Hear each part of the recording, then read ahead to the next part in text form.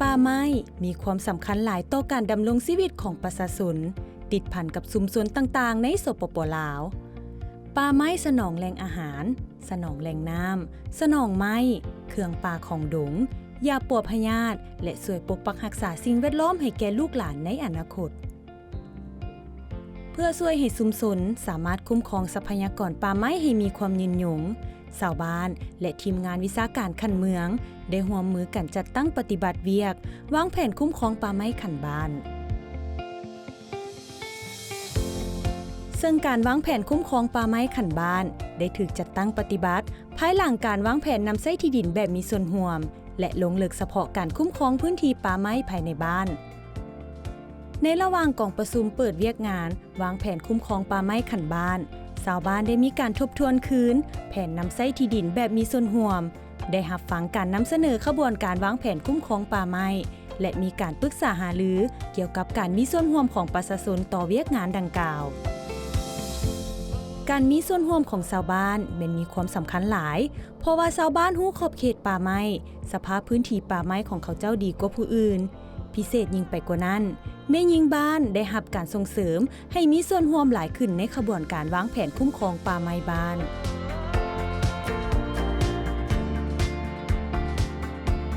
ภายหลังกองประชุมเปิดเวียกงานวางแผนคุ้มครองป่าไม้ขันบ้านทีมงานวิชาการจะได้ลงพื้นที่ตัวจริงเพื่อยั่งยืนและหมายขอบเขตป่าไม้อ้อมรอบแต่ละประเภทป่าภายในบ้าน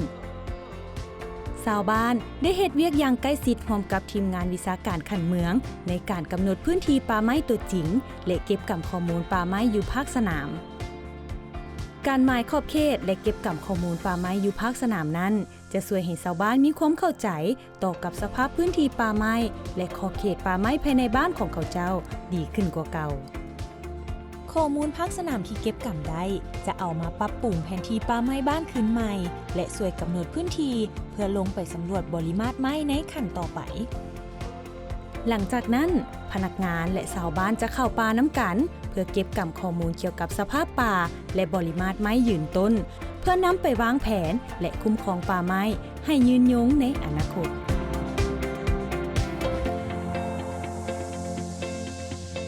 หลังจากสำเร็จเวียกเก็บกำข้อมูลอยู่ภาคสนามทีมงานวิชาการขันเมืองจะได้นำเสนอผลการสำรวจและเก็บกำข้อมูลป่าไม้ให้แก่คณะกรรมการคุ้มครองที่ดินและป่าไม้ขันบ้าน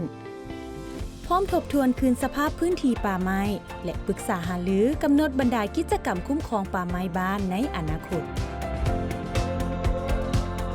ข้อมูลต่างๆจากการสำรวจได้ถูกนำใช้เข้าในการกะเกียมห่างแผนคุ้มครองป่าไม้บ้าน5ปีและแผนปฏิบัติงานป่าไม้ประจำปีของบ้าน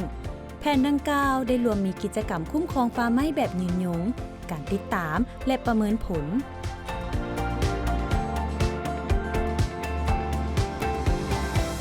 หลังจากแผนคุ้มครองป่าไม้บ้านได้ห่างสำเร็จชาวบ้านจะถูกเชิญเข้าร่วมกองประชุมปิดเวียกงานวางแผนคุ้มครองป่าไม้ขันบ้านเพื่อทบทวนคืนสนทนาปรึกษาและถามตอบเกี่ยวกับแผนคุ้มครองป่าไม้ขันบ้านดังกล่าวเพื่อให้แผนคุ้มครองป่าไม้ขันบ้านมีความสอดคล้องกับสภาพตัวจริงมีความเข้าใจ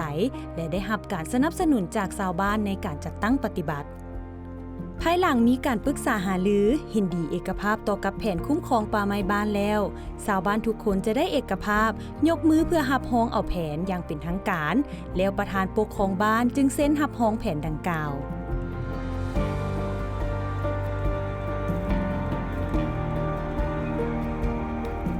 หลังจากป่าไม้ของบ้านได้รับการวางแผนคุ้มครองชาวบ้านและคณะกรรมการคุ้มครองที่ดินและป่าไม้ขันบ้านจะได้พร้อมกันจัดตั้งปฏิบัติแผนคุ้มครองป่าไม้บ้านดังกล่าวเพื่อปกปักรักษาป่าไม้ให้มีความยืนยงแก่ลูกหลานในอนาคต